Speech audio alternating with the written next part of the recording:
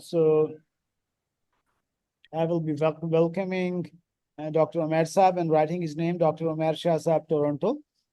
Dr. Umair did his bachelor's in computer science from FAST University. Then he moved to Canada and did his master's, PhD, and a lot of things. He got interested in strategy.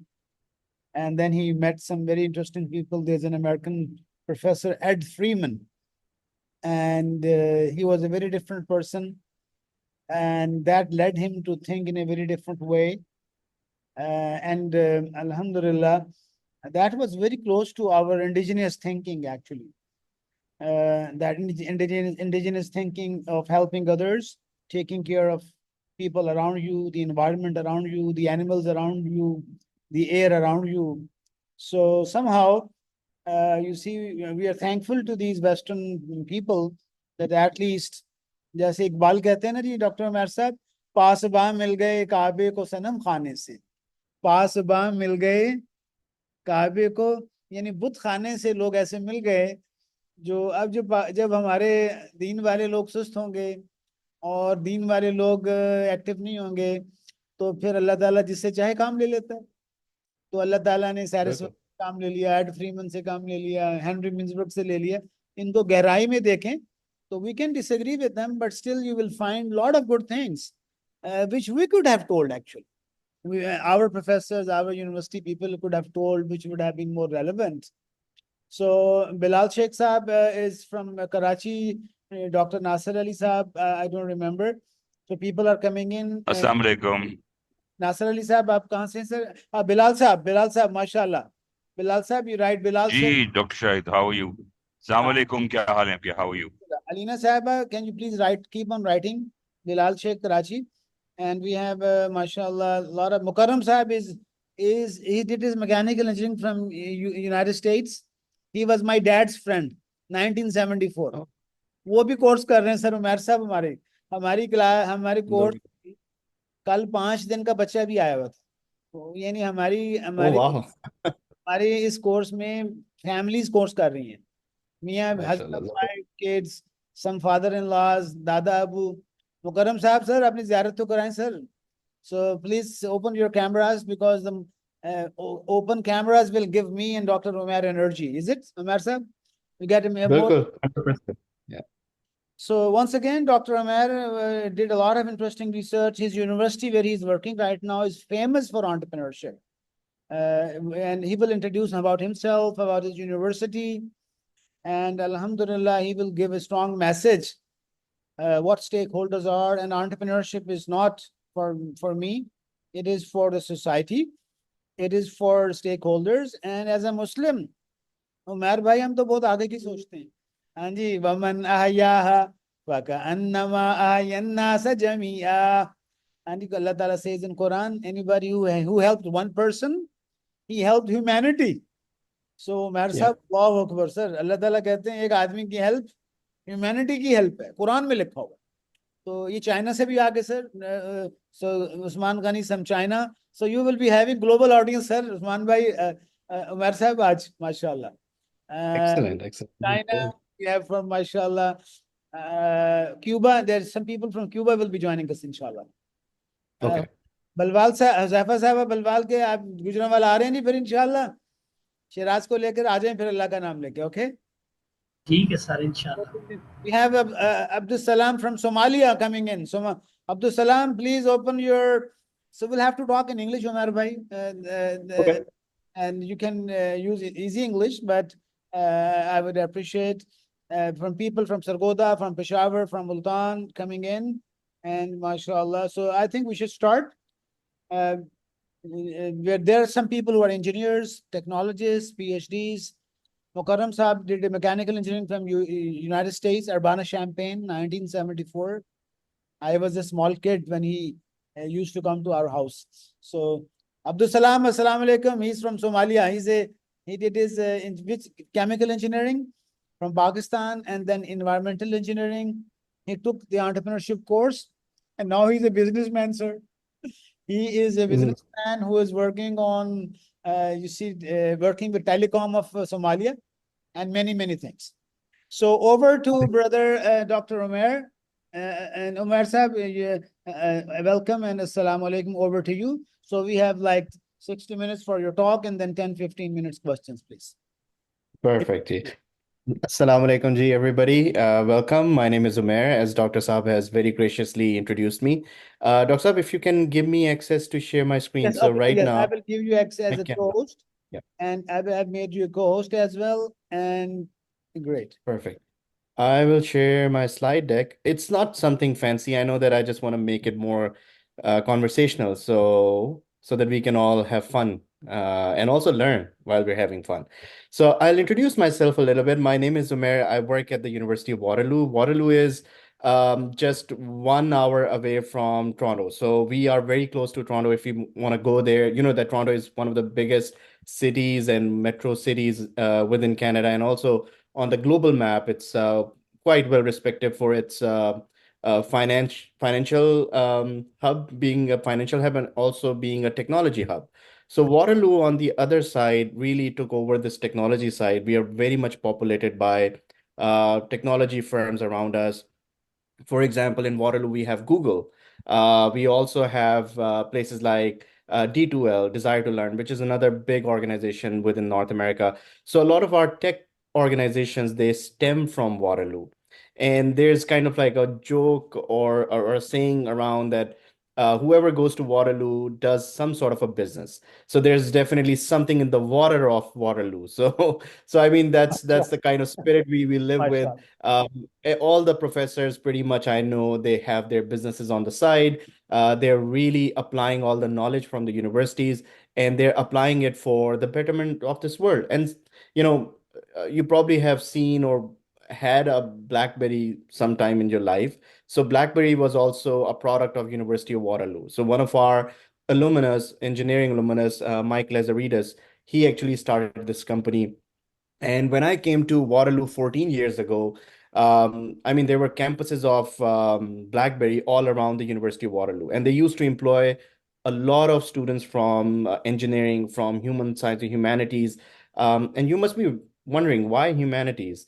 There's this kind of thing in North America which I haven't seen too much in the eastern part of the world, especially Pakistan and that part that a lot of humanities folks are not being employed by technology firms there.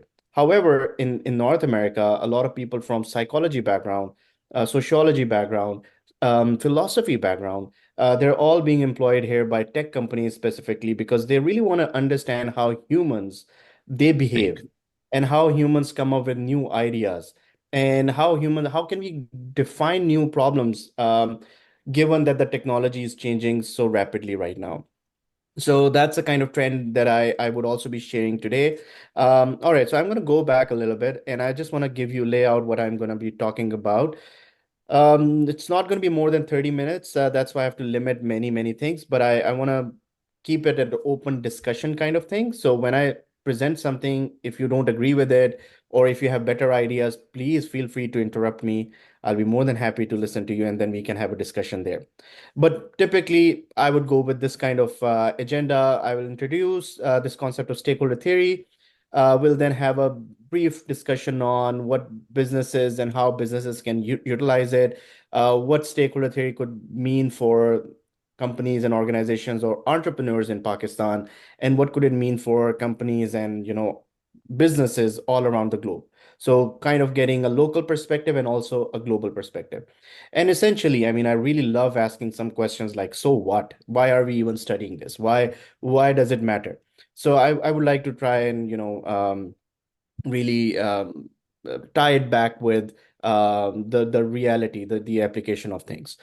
So research interest wise, these are my personal research interests. So I've written a lot about stakeholder theory over the years. I've published in journals where I've also talked about technology ethics. So, ethics of AI is another area which I'm particularly interested in, like algorithmic transparency. Like how can we make these algorithms that we use on Google, that we use on all these, different websites, more transparent for the people? Um, And I've also worked on social robots, like the new robotic stuff that's coming out. HRI is human robot interaction. You probably have heard HCI in the previous years. That was quite prevalent, which is human computer interaction. So I also work in human computer interaction and also human robot interaction. So how humans, collaborate with all these machines. Environmental justice is another area which I've really gotten myself into. That's circular economy. And circular economy is a concept. How can we make things more sustainable? If we are doing transportation, if we're doing supply chain stuff, if you're doing any technology stuff, like for example, this iPhone that I have, how can we recycle it better so that we don't have to, put this iPhone to waste after a few years? And that happens a lot in this tech industry. Then on the side, you can also read the list that I'm interested in: human factors, entrepreneurship, games user research, persuasive technology, computational research, and also personal construct psychology and strategy for technology ventures. So there's a quite bit of varied interest, but I would say they all stem into this area of stakeholder theory. They all just come under the umbrella of stakeholder theory that I'm going to really focus on today. I just talked a little bit about where I am situated. So I'm in the Faculty of Engineering here. At Waterloo, they have a really unique program, and that really helps our entrepreneurs and anybody who's taking these courses here. They go through this whole process, and the process is pretty simple. They take one study term, and then they go out and do a job for another term, and they come back again to do another study term, and then they go back to do another job. So by the time they're finished their undergrad degree in engineering, they already have 5 companies that they have worked with. And these companies are mostly Tesla, Apple, BlackBerry, Microsoft, and the top companies of the world. So engineering is pretty highly ranked faculty in the world. I think last time I checked, it's world 19th in the world. So it's pretty well respected, very good education provider, this institution. So why this is important? Because whatever they're learning in their study terms, they get an opportunity right away to go in the real world, apply it for 4 months, and come back and write a report that what they learned, how it's different from the studies that they're getting, where's the gap. So they're constantly reflecting on whatever they're learning. So this is something that will be extremely unique. It's not in every Canadian university. A lot of universities are doing it, but I think Waterloo was the first one, or among the first ones that actually started this concept. And we are seeing the benefit of it. And the benefit is that they're going out with the top number of companies that get listed. They have a lot of startups that go out every year. Some of them become unicorn startups. By unicorn startup, I mean they become like multi-billion-dollar kind of invested startups. And in a few years, they just explode, right? So that's the kind of potential we're talking about here. They're technically very sound. Like they know the best technologies that are around. Their labs are there, so the infrastructure is kind of really helping them. And on top of it, they have government fundings through Accelerator Center, Community Tech Hub. So what are these? These are kind of like entrepreneurial centers where they house the people who just finished their degrees, and they give them the opportunity to have an office space. Within that office space, they're meeting with mentors from Google. They have exposure to people coming in from other tech companies, mentoring them, helping them how they can grow, how they can scale up, or how they can improve their product or service. So they kind of guide them at every step. So this kind of opportunity is also for them. Then very interestingly, there's this problem lab, which I used to go and attend their sessions before COVID, but it's been a while. I haven't been there, but they were doing something phenomenal. So you can also Google this list up as well in your own time. I'll be more than happy to share these slides as well toward the end so that you can all have access to it. So Problem Lab is a lab where there were certain professors within the university. They just focused on a few problems in the world. They would guide the students and look, the world is filled with problems, for sure. We all know that. But there are certain problems that are extremely lucrative for you if you start a business. So they just go do a research. Every year they would publish like 5 top problems of the world. For example, when I attended this session, I think a few years ago, they were talking about how to and how to gain trust in online space. like how can we trust news in an online space, which was kind of phenomenal issue at that time, and it still is an issue right now. How can we trust something that's been shared on WhatsApp, that's been shared on Twitter, and all these things, right? Whether it's right, or whether somebody is just making this up, or AI is being used to make something up. So, but I mean, if you draw a parallel through it, I mean, we already have a system within Islamic studies that we have to always verify whatever is given to us in order to make sure that this is correct or not. But I mean, in the technology space, this was a huge problem, multi-trillion dollar problem. And they said that if you start a business within this realm, if you have the skill set, we can even give you some seed money to start this thing. So this problem lab was very unique in this way. And then we also have velocity. Velocity is final year students across the campus. So they can be from arts background, they can be from environment, they can be from engineering, they can be from computer science, and they can all be housed. So there's actually a building there. They actually get housed there. They live, they just leave their previously friends who they were living with, and they go and just get themselves living in this space where there will be a mentor coming in and living with them. So this would be a mentor in residence. And that person is just pretty much, the environment is such that the breakfast they're doing with venture capitalists, maybe. They're also working with some investors. Or even if no investor is available, they're just improving their product by just getting feedback from others around. So they really help them to grow their businesses and improve it, and then commercialize it. So there's a lot of push. Whatever ideas you have to, commercialize it. And whatever patents you file, the university also helps you with them. And it can be under your name. The university does not get any cut from it. So that's another very unique element of Waterloo. Now, why I just presented all of this to you? Because these are some ideas that works, that really helps you develop new and better businesses around. So if you happen to be in a space where you have an amazing idea, reach out to some of them, reach out to teams around. Like in Waterloo, I've seen people from University of Sargodha coming in, and they collaborated with the team here. I don't know, through some network. I don't know exactly what happened behind the curtains, but they pitched to the people here, and their startup got selected for the next round. So these are also some opportunities that can be for international students and also for locals. So collaborate with them if you have a better idea. If not, try to replicate this in your own environment. You don't need this kind. If you cannot get this, that's fine. I mean, all you need to do is be more creative. So creativity will take you places. So okay, now I'm going to switch gears, and I'm going to just present to you the actual essence of stakeholder theory. I'm going to start by challenging you, or start thinking about that. Look, there are unequal opportunities of wealth creation in the world, and we pretty much know that. If you have traveled the world, or if you've seen documentaries around the world, you've pretty much seen that some people, they have better opportunities to wealth creation than others. That's a fact. That's a universal fact. Now, what's been the role of academic research in this? I would say it's been a really good impact. Like, academics have already been talking about it since, I don't know, since ever, since when we started writing books like 200 years ago. We find literature that predates Adam Smith's work. So there's been philanthropy issues, and people have been, like, businesses and academics, they've been writing a lot about them. They've been collaborating along the lines as well. Business innovation has also kind of helped.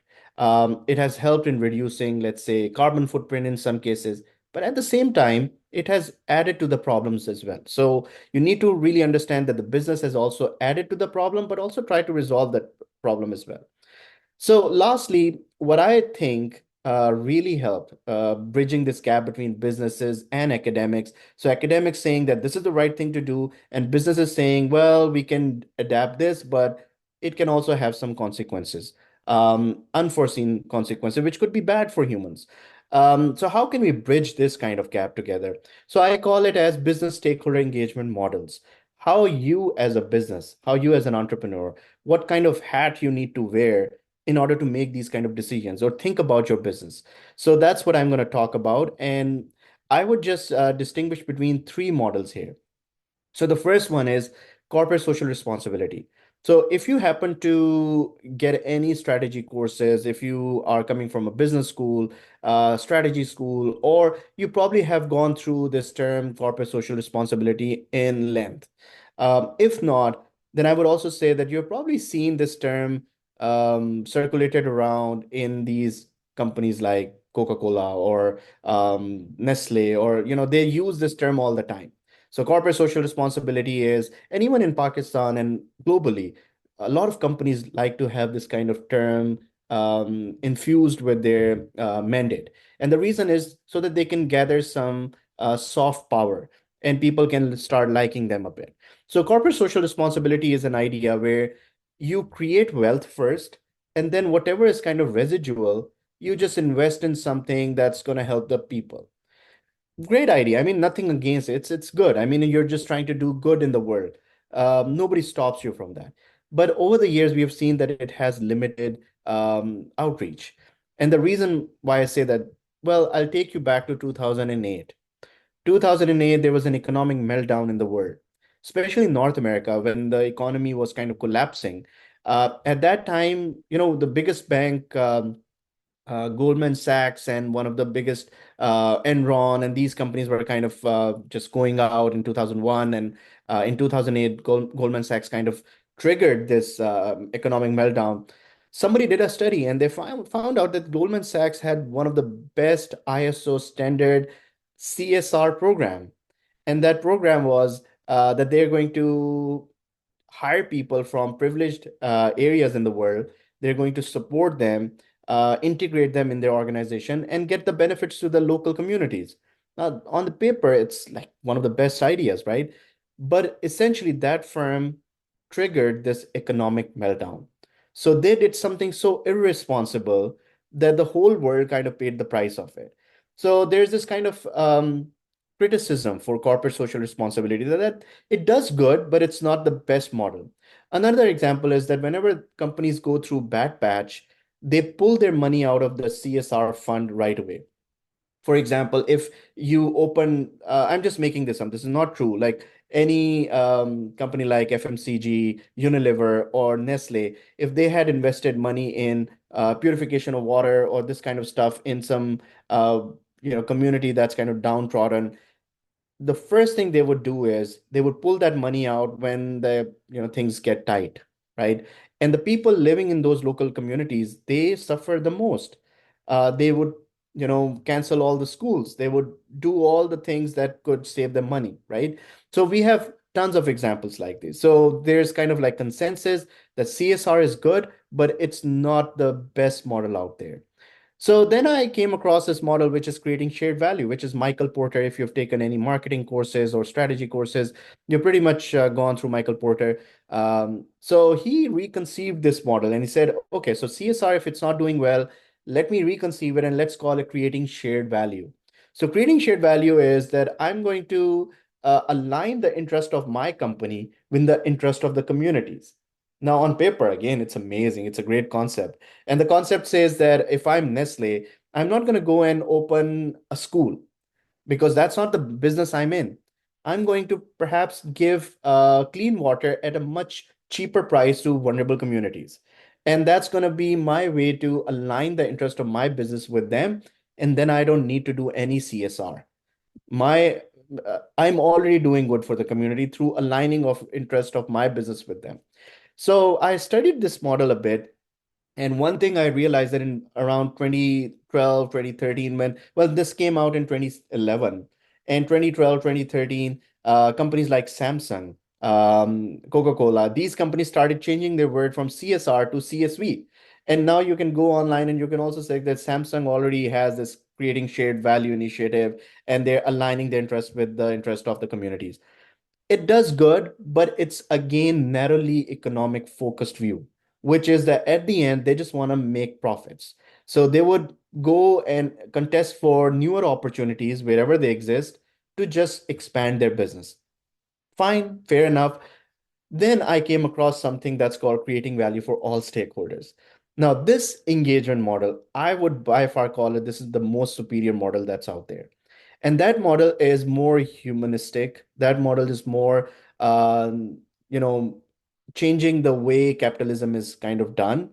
And this model is saying that, well, we're not going to focus on just one stakeholder, which could be your shareholders, which could be the people with the money, or your profit or your purpose should not only be to make profits. So this model basically says that we need to have jointness of interest with our stakeholders. So aligning the interest is perfect. Then it talks about, rather than competing all the time with your competitors, which we read and study in strategy and all these courses, it kind of says that, move away from it a bit. Try and collaborate with them, share the technology with them so that you can expand the pie. And there's a lot of evidence that this works. And then reject the narrowly economic view of the firm. So if I say that I use this iPhone to make social value, and somebody would come and say, no, this iPhone is used to make economic value. Well, both are right, because this can be used for good, for humanity, for staying in touch with family. I'm creating social value. Like through this Zoom call, I'm creating some social value. But I also use the same infrastructure to write papers, to work with the university. And in return, I get the salary and I get the money, right? So economic value is also there, but there's this also social value. So it says just create value, whatever value that you can create, and keep on increasing that value. So create value for all the stakeholders rather than just a few stakeholders. So that was the kind of caveat which I want you to leave with. I'm going to talk a little bit about that more, but just want you to have this really clear in your mind. The creating value for all stakeholders. By the way, this book was written by Ed Freeman in 1984. So when Michael Porter was coming up with this idea of creating shared value in 2011, this thing was published, I think, 20 years even before that. So there's a lot of evidence that this is like a phenomenal idea in the world, and we should really embrace it and use it as entrepreneurs. So before going forward, I just want to see some messages. Let me see how I can access those messages. Unfortunately, I cannot see the messages there. Can somebody read those comments out? Let Oh, me. there they are. Okay. You got it? Yes. So how did Goldman Sachs cause the meltdown through this year? No, not through their CSR. So, but they had a very ISO certified, high quality CSR program already in place. So they were trying to do good, but at the same time, their business model was not creating value for the communities or the people around them.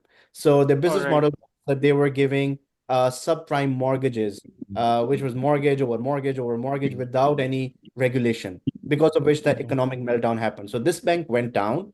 As a result of it, so many other companies that were doing banking with it also went down, and the whole So, economic system collapsed. so the point was that even though they had a very good CSR program in place, in the end, it did not stop them from creating a big mess.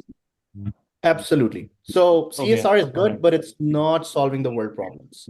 Right. That's Right. the Okay. that's the narrative. That Yeah. was the point. Okay. Thank you. Yeah. You're welcome. And the next question, does BlackRock follow? I don't know about BlackRock. Is it, can you elaborate a bit, Fish? Do Sorry, Hamad. Ahmed, can you tell me what is BlackRock so that It's an investing firm, sir. It Oh, invests in lots of technology company, like if you see the big companies like Apple or Samsung or any big company, got it. most of its shares is owned by BlackRock. Like, Absolutely. Yeah. I think I now know that company. I don't know. I really, okay. So if they are creating value for communities, for suppliers, for customers, for employees, for environment, or civil societies or governments, then yes. If they're not, if they're kind of doing one thing more than others, then perhaps they're not fully employing the stakeholder engagement model. They're somewhat there, but I mean, they need to do more. So based on how I've explained it, I think that would be the definition, how you can compare whether they're doing it or not. Um, and sorry, Hamad, did it answer your question? not fully, sir. I'll think on it. Sorry, I did not understand that. Sir, I'll re-watch these videos and maybe I'm not fully convinced by your answer. Okay, sure. Okay, once I explain a bit more, maybe then you can come back with more questions. Um, and then there's another question by Anas, an example of creating value for all stakeholders. One example that comes to my mind is, and probably I'm going to share that in a few minutes. Let me first introduce this stakeholder theory definition. Maybe that's going to also resolve some issues. So, according to stakeholder theory, who is a stakeholder? Any group or individual who can affect or is affected by the achievement of an organization's objective is called a stakeholder. Now, this definition brings in uh, quite a bit about how you do business and who you do business with. So, whoever is trying to create value for you or whoever can be affected by you is a stakeholder. Now, this is antithetical to shareholder theory, and the reason why I say that, so shareholder theory was if you open any finance book, it's going to say the fiduciary duty of any organization is to create wealth for shareholders only, whereby this theory comes in and rejects it. So shareholder theory was presented by Michael Jensen back in, I think, 1970s. And this theory, and Michael Jensen was a professor at Harvard. So shareholder theory was that if you do that, if you create value only for your shareholders, and that's the only duty of any organization is, then eventually it's going to create value for everybody. But that's not the case. We have seen like a lot of ills that came out of this kind of phenomena. In quarterly system, after every 4 months, companies, they're really focused on how we can create more wealth for our shareholders so that we can get the bonuses, so the CEO gets the best salary and all of that. So shareholder primacy example could be, you remember during COVID times, airline industry, it went down like anything. And there was a perfect reason for it because the travel stopped by 99%. All these planes were kind of grounded. So what was happening before COVID? In North America, I mean, all these airlines that we have here, like especially US and Canada, Canadian Airlines, they were making a lot of profits. They had a lot of cash. But you know what they did? The companies, they started reinvesting in their own stocks. They started buying back their own stocks. So what happens as a result of it? So when you buy back your own stocks, uh, the demand goes up for those stocks, supply remains the same or it goes down. So as a result of it, your price jacks up. And these CEOs, they were showing that, look, our prices have gone up a bit. So they were minting money. They were getting the best bonuses. They were getting the executive teams were getting the best bonuses and all. Then came COVID. And now all the excess cash that they had, since they did not align well with other stakeholders, um, it went down. So they look to the governments then and say, hey, bail us out because now we don't have the money to sustain our employees. We cannot pay their salaries for another year or so, or a few months even. We're going to run out and we're going to file for bankruptcy. And if we do that, when we recover from COVID, you're going to have to build new airlines, which is extremely expensive. So governments were kind of like forced to bail them out. And we, as taxpayers here, we were not happy. We were like, this is our taxpayer money. Why is it going to corporations? Why is it going to these private companies? So that's an example of shareholder primacy, the ills that it can create. But at the same time, on the other side, like the shareholder theory would say, look, if you start investing in the right time, in having an infrastructure or diversifying your needs, that can create value for different stakeholders, you're going to be better off when bad times come. And an example for that is, and I think that's going to help you, Hamad, and also Anas. Uh, when university was asked to shut down, so University of Waterloo has been doing online education since 1980s. It's one of the primary institutions within Canada that started, online education or distance education back in 80s. In 90s, they refined it. In early 2000s, they really perfected it. In 2010 decade, like until 2020, they were pioneers. And I've been teaching online here since 2012. When I started doing my PhD, I was given a course that I developed, and so I know the technologies behind it. I know everything that goes into designing an online course, which can be so engaging and which can create so much value for our, learners at the end. So when COVID happened, we already had that kind of capacity. So the university had already invested in the infrastructure, in getting the best technologies to the instructors at that time, having people, a lot of people who were trained to do online teaching at that time, who could help those who were not trained to do. So I remember helping my department. There were about 30 other faculty members, and I was kind of like spearheading the whole thing, just teaching them how to teach online. So that really helped. And as a result of it, none of our enrollments dropped. Economically, we were viable. We were in profits. We created a lot of value for our customers, which were our learners at the end, and they learned a lot.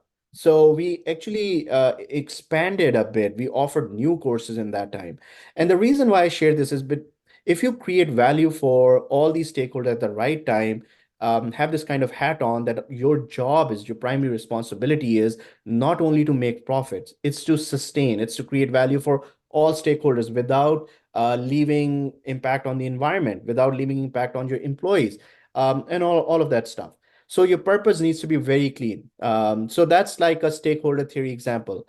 I can quote more examples. Let's take another industry, food industry. When COVID also happened, a lot of restaurants around, especially in Canada, they started going out of business because they were closed. And here it was kind of very strict lockdown situation. So when that was going on, restaurants that had already invested in technological advancements, like they had skipped the dishes, or their online delivery services were already kind of streamlined, and they knew how to go through all of it in a safe way, they sustained and they actually grew a lot. So that industry also that invested in the right resources at the right time, by keeping in view different stakeholders, different users, their unmet needs in mind, they were able to sustain. So now I'm going to go back to your comments. I'm disillusioned with these new terms that come up. Actually, it is just a way to place the patches and damage that's been corporation causing the first place. Yeah, that's one view to look at it. I wouldn't disagree with that. They have done quite a bit of damage in the world.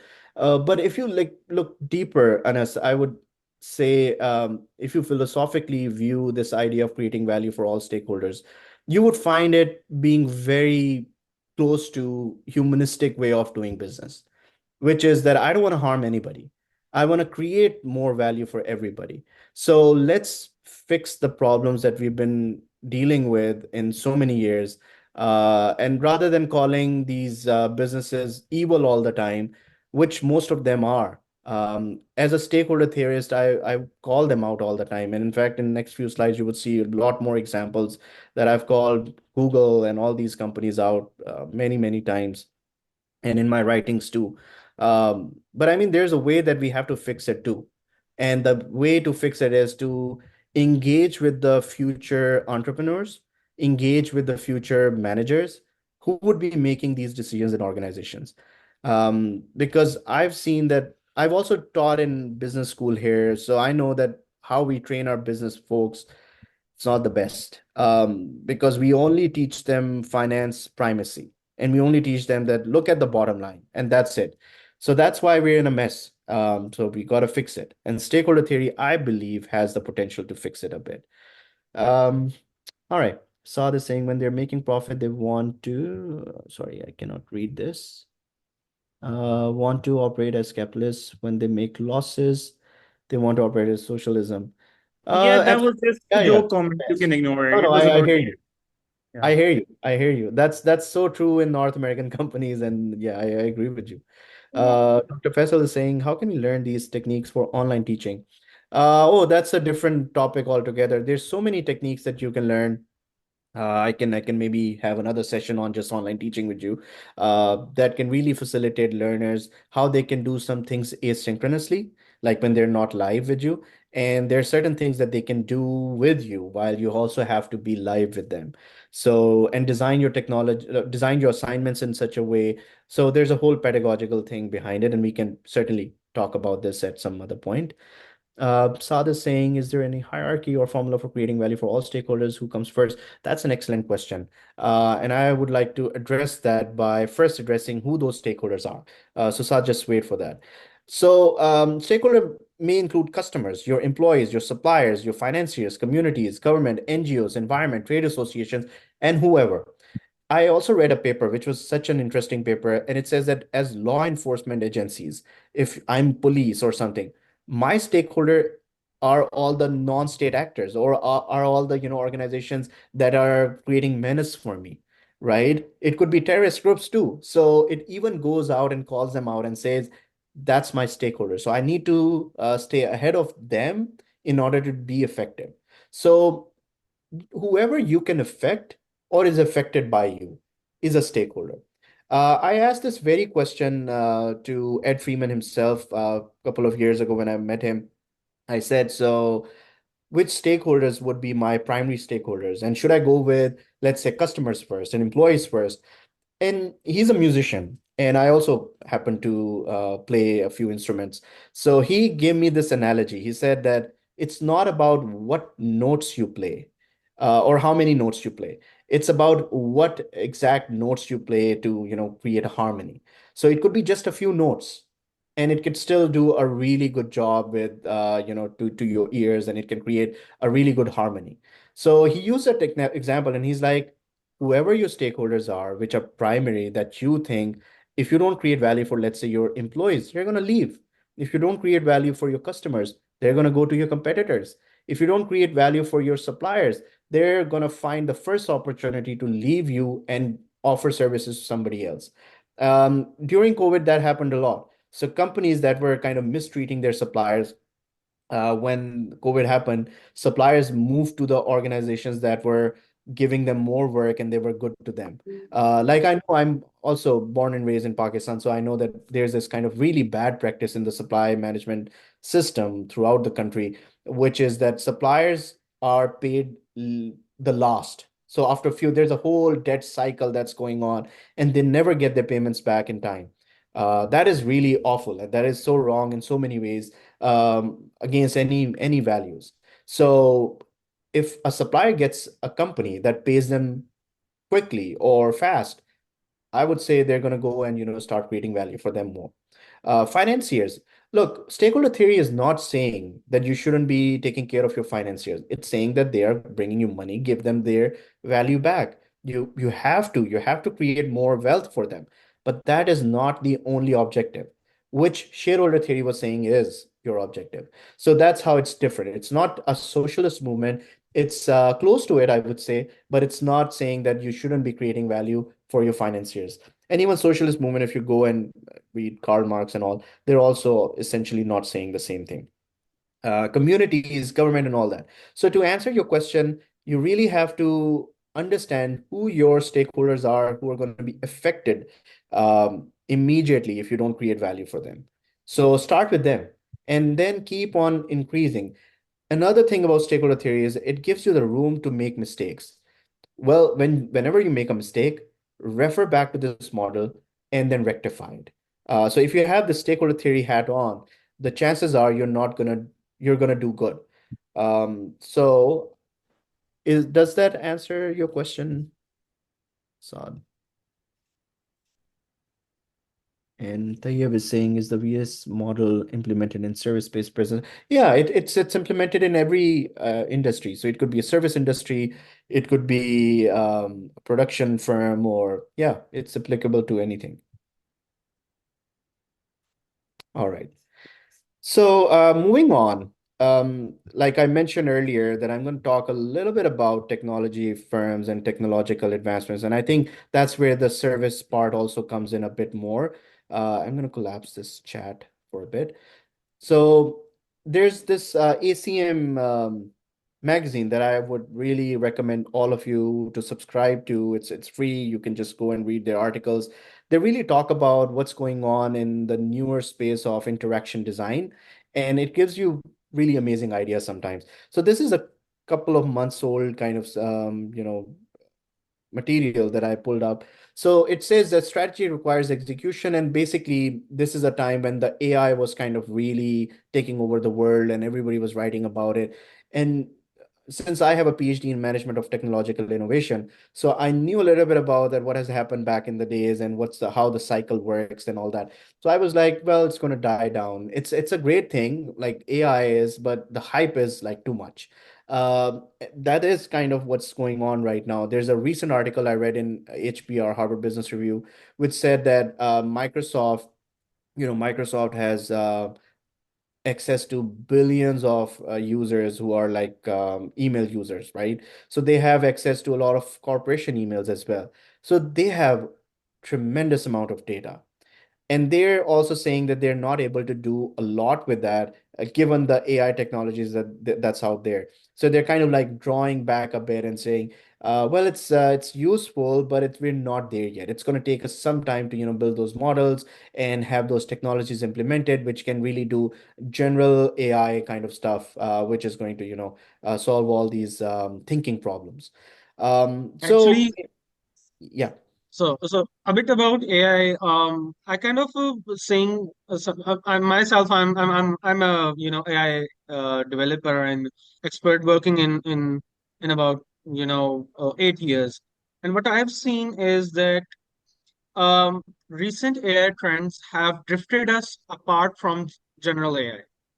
Right now, what we are seeing is that we are just pumping in the data, the money, and the infrastructure, and representing and regenerating the data that we are feeding to the AI agents or the models. right, Whereas previously, maybe 2 to 3 years back, we were advancing towards, reasoning. We were advancing towards somehow how to make the computer programs think about some content, whereas right, right now we are just focused in something that to just memorize everything and so and regenerate or beautify the content. So that's what we have drifted but apart from general AI. Just a comment about AI, and 100%. validating your point as 100%. And probably you know better than I do about the synthetic users, right? So there's this hype about that we don't need the actual data anymore. What we can do is we can just create personas and we can create synthetic data so that that can help us develop these decision-making models, which I think is such a bad idea, which this AI thing is kind of moving towards. And as humanists, I work in a team well. at a Adding yeah, Yeah, sir, adding to another point I should add, and it is very, very alarming for us, and that is the bias. right. Currently the models, they are extremely biased. They have some kind of, inclination towards some groups of people. They have some inclination towards some content. Maybe I have a different point of view towards the content, or my I have a different position of, let's say, let's take an example, a recent example, that right now the Palestinian issue is the prime issue for the world right now. All right. Now, when we talk to the model about the right of Israel, it emphasizes to make it defend itself and everything. When we talk about Palestinian issue, the model again tell us that it is a complex issue. It has different dynamics. We should go to the context of it and everything. So bias is 100%. something that is something really, really bothering. And I think, and another thing that I should add is that um, right now companies, I mean, we are talking about stakeholders. We're talking about things that are utilizing AI. One thing that I'm witnessing right now, and I witness with my clients, with my with my own company as well, that we want to include AI because we want to include AI.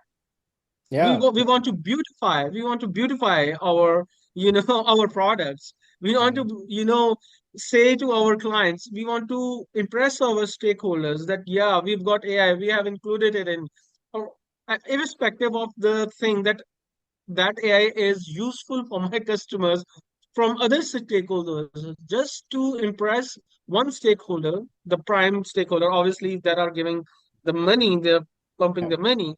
We are just, Okay, sir. so AI is a huge. So, you keep the questions a bit crisp, जी उमर साहब, otherwise वो For guest sure, for आपको sure. No, बनाना पड़ that's जाएगा अब्दुल रहमान साहब जी. for sure, for sure. No, thank you very much. This is great, Abdul Rahman. This is very stimulating. So, in the interest of time, I'm going to move a bit faster. But toward the end, I'm going to come back to this AI issue, and I'll share a few examples myself. You're absolutely right. Bias is an issue. Synthetic data is not going to solve that bias issue. Synthetic data is going to, increase it even further. So exponentially make it more dangerous. And when we start using AI, let's say in policing systems, in surveillance systems, in law, in these kind of areas, it's going to have like detrimental effects for humans. Even in banking system, you bring it into chatbots. So how are you going to be interacting with all these technologies in the next few years? That's where the world is heading. But instead of solving the problem, it's increasing more problems. That's why I wanted to make you aware about this stakeholder-centered design kind of thing, this idea beyond the users only. So, there's a movement that started back in 2000s, early 2000, but it also goes back to 80s. And recently I read an article in 1960s. And Dr. Saab, you probably would be surprised that Ed Freeman wrote about designing things back in 1967 as well. So I was really intrigued that what was going on in 1960s or 70s that kind of was helping these academics write about design and all that. So it kind of stems from that. And user-centered design is something that's kind of like prevalent out there in organizations. You see that there's now a new word for it, which is called human-centered design, HCD. But then since I'm a stakeholder theorist, I thought that maybe having a stakeholder-centered design would make more sense. So designing things which are going to go even beyond humans. For example, if I design anything like this inhaler that I use, this inhaler, the plastic that I use, it should be biodegradable. It shouldn't go to waste out there and shouldn't cause to, landfills. So that's also like going and helping the environment. So stakeholder-centered design would go for other beneficiary stakeholders. Now, I don't agree too much with this article, but this is a good article for you to read. And the point where I don't agree with them is that they're not explaining all the stakeholders in a good way here. But it's a good start. I would say it's a good starting point. It was written in 2018. The next work that I'm hoping to do is on stakeholder-centered design with Ed Freeman himself. So I'm in touch with him. We're trying to write something about it. So let's see where that goes. I don't think we would have time to go through it, but I would ask you to Google this up or YouTube it. This is a 6-minute long video. It's called Dark Patterns. So if you're designing new technologies or service design, think about that people are rejecting these kind of patterns. And there's a movement that's going on. It's called dark pattern movement. If you have ever booked things on bookings.com or hotels or something, it would sometimes say, hey, this is the last uh, price that's left, so you should go and grab it. And it just works with your plays with your psychology. So they call it as dark pattern. And there's another very good example in this about uh, delisting yourself from Amazon account. So how you can deactivate your Amazon account. And the way this guy explained it is phenomenal. It's impossible to delist yourself or to delete that account. It's almost impossible. And the reason is that these companies have made it impossible for you so that you cannot delete, and you're just a data point for them. So if you stop using their services, their valuation is going to come down as a result of it.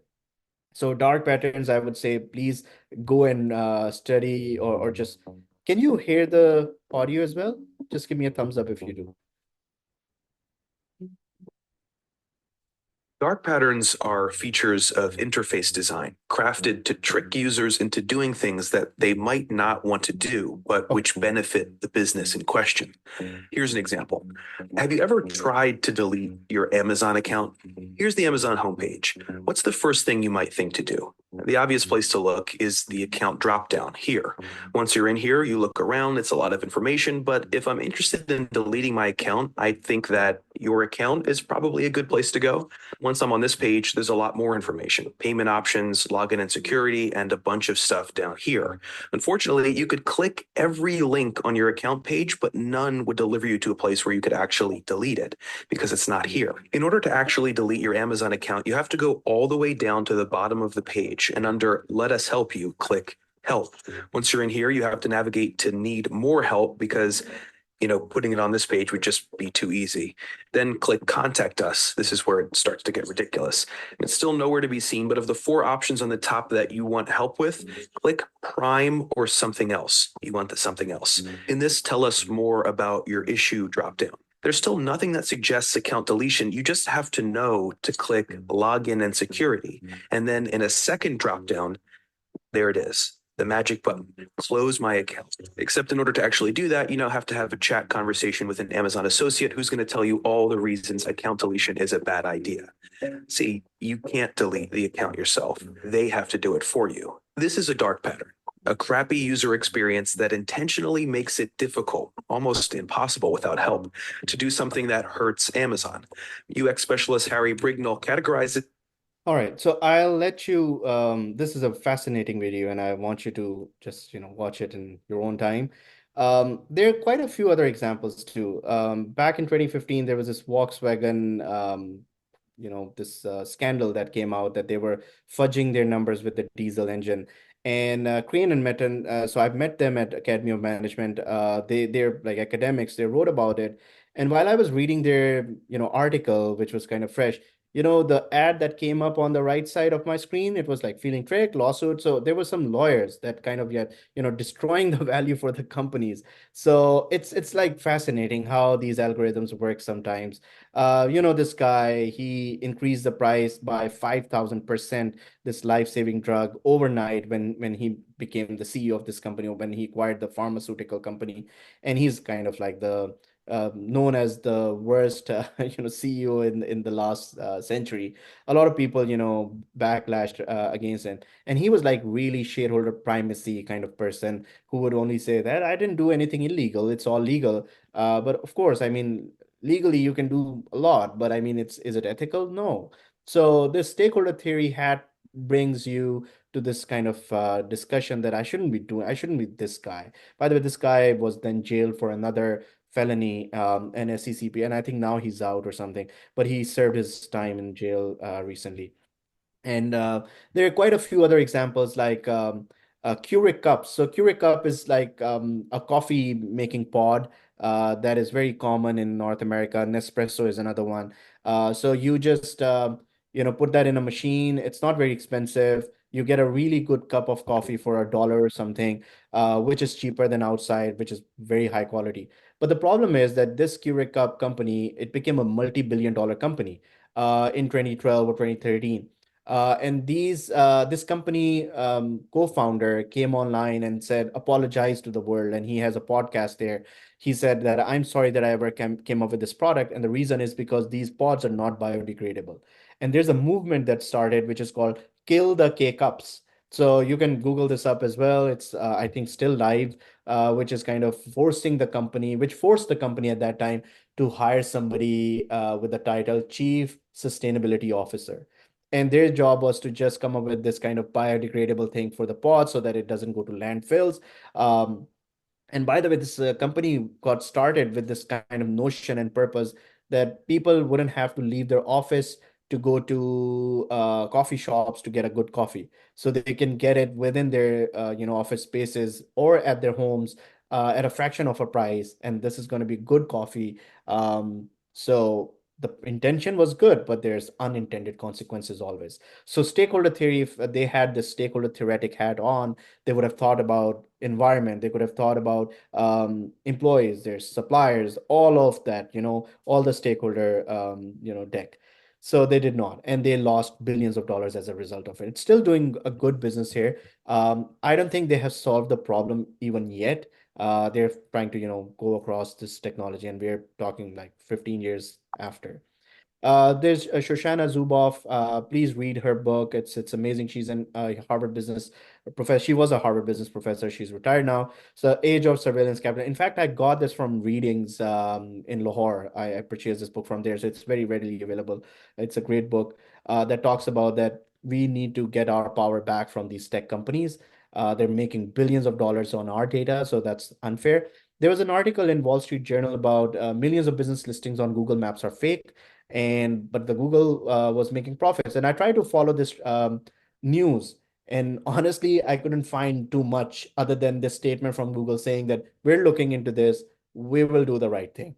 Then I don't know what happened. So it's there, and by the millions of fake listings, what I mean is, if I'm looking for a plumber in my area or an electrician in my area, I go on Google for electrician, it would just pop up so many around me. And when I start calling them, they're not the real people. It's not a real person. So how Google is making money? So they actually show that there's so much competition in this area. And if there's a real electrician who wants to enlist for ads so that that person's name shows up first, is going to have to pay a higher price. So that's how Google was making, jacking up their, prices. And so it's totally unethical. This is wrong. This is just manipulating. And Google was making a lot of money from it. So that brings me to this idea that we need to have this hat on. We need to have this philosophical view, which could be another talk for some other time, that how philosophers back in the days used to tackle these issues, and how we can really bring those discussions into this world of AI, which is kind of happening right now. I write a lot in AI and ethics, so this is an area I'm really interested in. So if you happen to have an interest and have some insights, please share with me. And also, we need to move away from this idea of that businesses are evil. Look, they have done awful things in the past, but we need to move out of it, and we need to say they're evil, let's fix it. Because businesses also create a lot of value. So it solves a lot of world issues as well. So we need to have a positive side as well, and we need to keep it going. Now, a few questions I want to leave you. Again, this is something that you can read in your own time, which you should be asking every time when you're making a decision. So, is prioritizing the short-term needs for stockholders consistent with the virtues of my organization? If not, move away. Will I make a precedent out of my decision? This is an interesting one, because whenever you're making a decision, if you think that this is going to come back and haunt me in the future, if I do the wrong thing, I shouldn't. I should stop. So we should move a little bit away from this short-term solutioning and move more towards this long-term. And with my decision, am I going to harm any of the stakeholders around me or not? Am I going to be violating any of the regulations or law, or the sentiments of the people around me? So always keep those things out. Here are a few references. I would strongly recommend you to buy these books and read them. Very easy read. I think you can easily find them online as well. And I promised you 30 minutes, but I love talking, so I took 1 hour. So sorry about that. So any questions now? Dr. Saab, I'm sorry, I think we took way over than what was promised, but I hope this was useful in some way. Wonderful. So we can take few more questions if they are there. Ji Janab, mashallah. Ji Abdul Rahman Saab is asking, is there an alternative of Google, YouTube? Oh, DuckDuckGo. Yeah, it's a good one. Yeah, I use it sometimes. This is okay. Okay. Mashallah. Very good.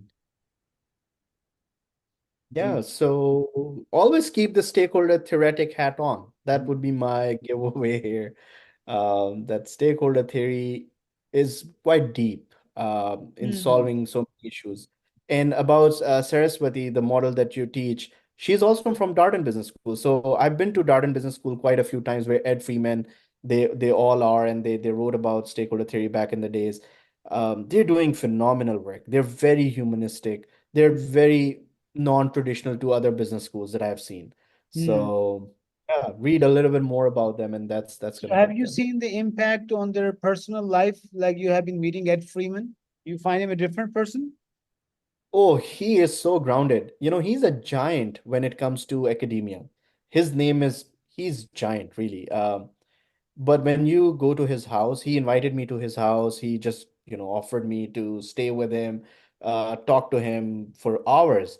And last year he visited Toronto. So he was here at a conference. I said that I live just 1 hour away. He knew that I'm in Waterloo. So went down there to Toronto, picked him up. We went to a kadai place. He has this love for desi food. So I Oh, took him to Kadai Boys, which is like an amazing restaurant in Toronto, and he mm, loved it. We had tikkas and all that stuff. So he and we spoke for like 4 or 5 hours. We stayed there for 4 or 5 hours, and he was so engaging. We had the best time there. And personally, he's so grounded. There's no ego whatsoever, mm, extremely approachable, loves the students. And then he invited me to his podcast. So he also has an Apple podcast. It's called Stakeholder Theory Podcast. Do look up for it. And I was invited as a guest there, I think earlier this year. There are quite a few. And by the way, there was somebody, not Dr. Sir, can you remind me who's the person in Indus Hospital? Dr. Bari. Dr. Bari. There's another one. There's another one, and he got invited by Ed Freeman as well. Okay, mashallah. Just recently, I saw him there. So Dr. quite Zeddy, I like think. I don't know. I think Dr. Zeddy. So he was also invited after I was invited to his podcast. I listened to his podcast as well. So he's full of knowledge. He's a philosopher by training. He's a mathematician too, musician, very interesting guy. I met his family as well. Very humble people. Went to his house, beautiful house, but I mean, he lives in woods. So he lives outside this, hustle bustle and all that space, and he lives in the middle of a jungle, really. Mm. So it's amazing how he lives. So something interesting is happening at Darden. There's another professor who wrote a book, Humility is the New Smart. We have Ed Freeman, we have Saris. So any other question, my friends? Dr. G. Abdurrahman Sahib, you were asking a question, yes, please. Sir, is there any resource where we can find industry specific stakeholders, models? I mean, what I mean from this is that let's take an example. Like if I want to have a case study of, I mean, a stakeholder model of, some soda companies. So, are there any, resources where if I want to have, I mean, if I want to jump into some industry, Right. so I want to see the present models of the stakeholder theory, right? There are So, quite a few. There are quite a few. And I would say, but they're not free, unfortunately. They are called case studies. So what a lot of business schools do, and Darden also has a whole section of their own case studies, and they're the ones. Andy Wicks is one of the guys. Ed Freeman writes about Bobby Parmar. I wrote a paper with him as well, so he's also a strategy professor. There are quite a few. Everybody in their business school, they have to write case studies with real companies. So they go out. They even did some work with AI companies, if you're interested in that. So go on Darden Business School case studies and you would find tons of examples there. But unfortunately, they're not free. I also cannot access them without. And recently, I got access to him through my university, University of Waterloo. But they say that I cannot share it with anybody else. So, I mean, unfortunately, I won't be able to. But go through your library, or even if you write to them saying that you're from Pakistan, and affordability is an issue. No institutions, support that. I bet you they would have something there which can make it free for you. I'm pretty certain of that. So do access those cases. They're really good cases, by the way, on all of this. Abdurrahman Sahib, what you can do is find out the case and tell us, okay? We'll try to help. We have some access, inshallah. Excellent. And what a wonderful conversation. So can you share your TED Talk with Ed Freeman with us, the link, Dr. Omer? Sure. So I will it's a share. podcast. Let me find that out. Ahmed will find it out for me, inshallah. Ahmed Sahib, Okay. okay? He'll find it out. And he's a, mashallah, he's passionate about finding things. Agar aapko mil gaye, do share. So there are a lot of guest Sure. speakers lined up, inshallah. We will having, inshallah, Dr. Zishan Usmani has confirmed that will be on Monday, 30th September, inshallah. He'll be coming up for 1.5 hours, inshallah. And we have many other coming from, inshallah, Qatar, Sweden, inshallah, Germany, inshallah, and Umair Sahib. So, inshallah, we hope to see you in person, inshallah, in few weeks. Inshallah. Bless you. Inshallah. And I'm really proud of this young man. He's pretty young. And your daughters are, how are they? MashaAllah ji, the youngest one is, Oh, mashallah, she's 1 year, 9 months old. MashaAllah. She's And very little. last time when he was dogging, she was just crawling and moving around with her dad. No, that's right. So they keep me alive and young, I guess. So you can see this beautiful group of people, young men and women across the globe, and we are trying to make a difference. So the intention of the Global Certificate in Entrepreneurship is to help these young men. Even Mukarram Saab says, I'm young. He's 83. He says, I'm young. He loves Iqbal. He's my dad's class fellow, school fellow. So the purpose is to help them discover themselves, help them to find out who they are, and to be a blessing for this world, a blessing for humanity. And above all, you see, as a Muslim, you see, I was, Dr. Umair, I was just recently looking at, there's an American professor, James Thornton. He teaches in Washington. He's a finance professor. On his website, it is written, I teach finance. I help my students develop financial models so that they glorify God Almighty. Oh my God. Wow. So you see, there is another level of stakeholder theory. Yeah, I can send you the link actually. On his website, absolutely. I help my students develop financial models so that they help community and the society to glorify God Almighty. So you see, the intention of this whole exercise, Alhamdulillah, there's 2 batches, 1 and 2. And I'm thankful to you for sparing your time. And so, because I think knowledge is, wherever we can get from Ed Freeman or Saras or wherever we get from Canada or Pakistan, we'll get it, inshallah. And Allama Iqbal, rahmatullah alayhi, is a great inspiration. Since you see, you know what he says?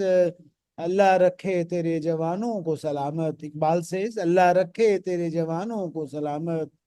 तू इन्हें सिखा fun क्या था sir मुकरम साहब तू इन्हें सिखा जरा पढ़ दीजिए मेरे माइंड से निकल गया तू सिखा इन्हें खारा शिगाफी के तरीके मग़िब ने सिखाया इन्हें फन शीशा गरी का। हाँ जी मैं तर्जुमा कर देता हूँ उन्होंने कहा कि तू सिखा इन्हें खारा शिगाफी के तरीके खारा कहते हैं पत्थर को पत्थर तोड़ना सिखा क्रिएटिविटी सिखा इनोवेशन सिखा मगरब ने सिखाया इन्हें फन शीशागरी का शीशागरी कहते हैं कॉस्मेटिक सुपरफिशियल ड्रामेबाजी तो अल्लामा इकबाल 1908 में ये कह रहे हैं कि अरे पाकिस्तान के टीचरों उम्मत मुसलिमा के टीचरों इनको रट्टे से क्रैमिंग से इनको मेमोराइजेशन से बाहर निकालो यार हर एक में एक यूनिक पोटेंशियल छुपा हुआ है यार तो हमारे यहाँ कितने एड फ्रीमैन छुपे हुए हैं वो वैसे ही मर गए बगैर निकले हुए यार वो अंदर ही दब के मर गए so they died within themselves so he's like us is it he's like us and he's like us we just start on it we just need to start thinking ji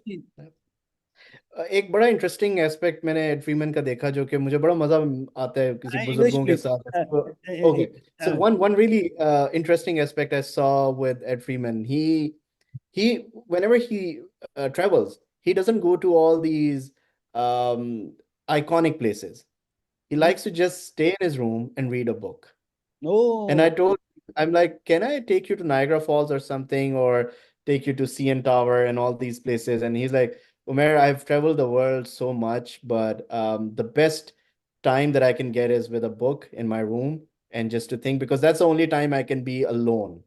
So that's very close to how we also do tazkiyah at times. And that's very close to that, just close yourself down, self-reflect, think, which we have really stopped doing.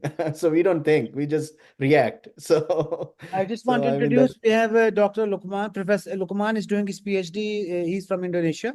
He's right now at Warwick. MashaAllah, you can see smiling man. So Luqman, if you have later on any question, Dr. Umair will be there to help you, inshallah. And we have Brother Abdul Salam from Somalia. Abdul Salam can speak Urdu. He learned Urdu actually. Abdul Salam यार को उर्दू बोल के दिखाओ यार आप क्या हाल है खैरियत से हैं खैरियत से अल्हम्दुलिल्लाह अच्छा और ये जरा माइक ठीक कर लो। आप आजकल क्या कर रहे हो? आजकल स्टार्टअप में काम कर रहा है, वो फ्रीलांसर एप्लीकेशन वाली। माशाल्लाह। तो यार आपने आधा घंटा शेयर करो ना किसी दिन आकर, उर्दू में इंग्लिश मिक्स करके शेयर करो। He was my student in Karachi माशाल्लाह, and he is transforming his whole country through effectuation. He's talking to his professors, universities, telecom authorities. His intention is to transform Malaysia, Somalia into a entrepreneurial country. ऐसे ही है ना? Yes sir, माशाअल्लाह। Yes sir, जैसा है। जी। तो अल्लाह के बंदो अपने आप को छुपा छुपा कर ना रखा करो। कीप योर कैमराज ओपन, और आपने अब बोलना अगले आधा घंटा आपको टाइम लेके, ठीक है जी? डॉक्टर उमैर साहब बहुत शुक्रिया सर, ये बड़ा एंगेजिंग Thank you होता है। very much. Thank you for हमारी inviting क्लास me. 1 घंटे की होती है, वो 3 घंटे पे 4 घंटे चली जाती है। एंड दीज पीपल, ये हॉस्टल में बैठे हैं मिर्जा अहमद साहब, ये ऐसे ऐसे सवाल पूछते हैं, हमारे पास जवाब भी नहीं होते। अहमद वकार साहब भी ऐसे ऐसे सवाल पूछते हैं। साद साहब, ये साद साहब दुबई में जी इस वक्त। साद भाई, यू इन दुबई? ये अबू अबू धाबी। धाबी में। ये हाशिर अली साहब जरा खामोश रहते हैं। हाशिर अली साहब आप कहाँ होते हैं? मैं तो इधर कराची का ही हूँ। हाँ जी, ये सर आलम भी लोग हैं बीच में। तो you would have never seen such A class, may be you would have seen. Yeah. लेकिन This सर is ये great. आपकी Thank you क्लास very में much. मुकर्रम साहब जैसे बुजुर्ग नहीं होंगे ना उमर भाई? ये होते हैं। नहीं, बिल्कुल। एक्सपीरियंस में मेरे यहाँ वाटरलू में बड़ा एक अजीब सा है। यहाँ पे एग्जैक्टली। लोग रिटायर भी हो जाए, when people get retired in Waterloo, they do take some courses so that they can keep thinking. And I had once a student who was retired as the chief, like the fire chief here. So he sent me an email, and I was so surprised. Why are you taking this basic level organizational behavior course? And he explained to me that keeps my brain going. So that's why I'm taking. Oh, so I we was so have, impressed. see, our No, this sister is great. Fiza. She is from Lahore. She is a graduate of computer science. She has opened a software house. And we have Nadeem साहब from India, sir. Pune से भी आए हुए लोग sir. ये नदीम भाई, आज आपने दाढ़ी रख ली थी माशाल्लाह। ये you're his brother, हाँ? माशाल्लाह। नहीं नहीं, आई एम पहले से दाढ़ी है सर मेरी। अच्छा अच्छा मैं अच्छा, मुझे भूल गया। जब से अच्छा दाढ़ी आई है तब से दाढ़ी है मेरी, अच्छा अल्हम्दुलिल्लाह। अच्छा, Nadeem bhai is from Pune. He's working for Tata Motors, mashallah. And he's a homeschooler. He is an amazing person. My brother UK, from UK we have Aziz bhai, Hafiz Sibghatullah, Dr. Nasir साहब from UK. Doctor साहब आप क्या कर रहे हैं sir? Medicine doctor या दूसरे doctor हैं? जी मैं मेडिसिन का डॉक्टर हूँ, जीपी हूँ। इसके अलावा जो परफ्यूम बिजनेस है मेरा, वो मैं शुरू हाँ। कर रहा हूँ उस पे, इस लिहाज से मैं इसमें इंटरेस्टेड हूँ। तो मेरे कॉलीग जो हैं उन्होंने मुझे कतर से लिंक भेजा कि शामिल हो सकें, देखें वगैरह। तो मेरा पहला जो है, मैं नाइट असल में करके आया हूँ, सोया नहीं हुआ, पूरी रात से कम से जागा हूँ, ओ इसलिए मैं माशाल्लाह, तो थैंक यू वेरी मच। तो आप ये सर ये देखिए तैयब अली साहब हैं। और आखिरी क्वेश्चन हामिद, जल्दी से, यू हैव अ क्वेश्चन और comment, then we will. Umair Sahab की अहलिया नाराज ना हो जाए भाई, वीकेंड खराब ना कर दे, नाश्ता करना है जी। Hamid. Sir, I was requesting Umair sir if he could accept my LinkedIn request. Absolutely, yeah. अच्छा Stay in touch. ये इसको हम कहते हैं इफेक्चुअल आस्क। सो ये इफेक्चुअल आस्क कर दी इन्होंने। तो सर आपने उम्मीद है नाश्ता आप कर लेंगे, मेरा ख्याल ये कर लिया होगा जो उमैर भाई। मैंने बस कॉफी पी हुई है अभी, तो अच्छा, अभी जाके इंशाल्लाह। इंशाल्लाह जी, we will be meeting you soon इंशाल्लाह in person. इंशाल्लाह। May Allah bless you. Doctor Vaid साहब एक थे यूनिटी लाहौर से, प्रोफेसर आईटी के, 1970s वाटरलू में, याद है आपको? क्या नाम है उनका? नाम भूल गया। उनकी वाइफ जो थी यूरोपियन थी, शायद अमेरिकन थी। वो यूनिटी लाहौर से गए थे 70s में। अच्छा, मे बी अब तो रिटायर हो गए होंगे। अब मैं आया हाँ हूँ 2010 में, तो एग्जैक्टली 2010 में वो, तक तो मेरा में 40 इयर्स की सर्विस हो गई होगी, तब तक तो रिटायर हो गए होंगे वो। राइट। ऐसे मुझे वो अच्छे उस्ताद थे मेरे यूनिटी लाहौर में। Okay okay. 70s की बात कर रहा हूँ। जनाब हम फरहान साहब अभी का शुक्रिया वाटरलू अदा। में कोई 2-3 ही हैं हम पाकिस्तानी, बाकी तो अच्छा, ओ ज्यादा डिफरेंट ही हैं। हाँ, बस हम 2 जी, या 3। सर वहाँ कोई शुक्रिया। शॉर्ट कोर्सेज होते हैं? मैं सब शॉर्ट कोर्सेज कोई, ये 7 रमाम से 10 दिन के लिए जाना चाहें, हफ्ते के लिए आना चाहें, कोई ऐसे लोग कोई ऐसी चीजें हो आई रही थिंक होती? ऑनलाइन तो होते हैं, ऑनलाइन तो बल्कि मैं अभी जिस प्रोग्राम का डायरेक्टर हूँ उसमें तो ऑनलाइन है हमारे। अच्छा। और अभी हम कोशिश कर रहे हैं कि हम जरा सप्लाई चेन पे भी करें, कुछ हेल्थ डेटा एनालिटिक्स पे करें। ऑनलाइन तो हैं काफ़ी, लेकिन इन पर्सन हम वो बहुत फिर कंपनीज के साथ होते हैं। यानी एक यहाँ पे लॉस कंपनी है, वो आ जाती है, they we train there like 20 people, तो they get to stay with us for like 6 weeks और 8 वीक्स। तो उसके अंदर भी package courses and we teach them काफ़ी कंडेंस करके। तो आई थिंक है पीडी कोर्सेज उनको कहते हैं, just Google it up, professional development courses, and you should be able to find quite a few. लो जी, अहमद साहब की ड्यूटी लगाते हैं, ये शेयर करेंगे लेकर, और ये इनकी पॉडकास्ट भी शेयर करेंगे। Thank you very much sir, जजाकुमुल्लाह, may Allah thank you bless जी, all of you. Thank you very much. Saad Rahman साहब, मैं फारुग होकर तो 5-6 मिनट बात कर लीजिए मुझसे फोन पे। May Allah bless all of you sir, thank you very much. अस्सलाम वालेकुम जी, टेक अस्सलाम केयर। वालेकुम रहमतुल्लाह। वालेकुम।